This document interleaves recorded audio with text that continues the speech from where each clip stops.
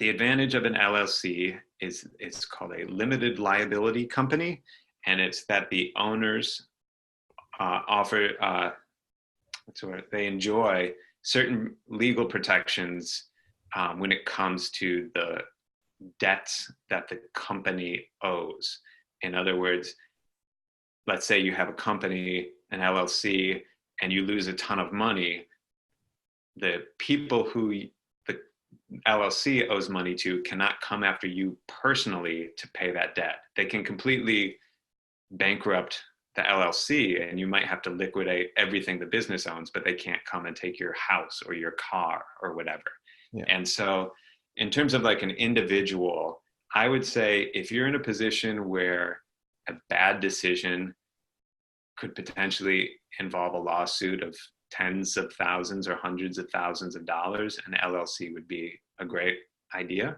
I counseled a friend of mine about this who does a lot of songwriting and has had songwriting credits with some really big artists. And, you know, like as an example, as a very literal example, if you have part of your song picked up by Kanye West and all of a sudden you're getting songwriting royalties from Kanye West, you better have some protection, because if something goes wrong, you know, if Kanye West decides to sue you or something, you could be on the hook for $100,000 for, you know, something you never even thought about. So depends how much money you're making, but an LLC is really, really easy to form. And I would say there's not really much of a disadvantage. Yeah, and you can do a sole proprietorship, or I'm sorry, like a one-person LLC these days. Yep. You didn't used to be able to do that, but now you can. Yep.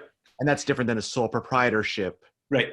Which is where you are responsible for any liability of the business. And a one-person LLC doesn't have a huge tax consequence. The federal government sees no distinction between a sole proprietor and a one-member LLC. It's more at the state level, and also the liability that the individual owners carry for business decisions.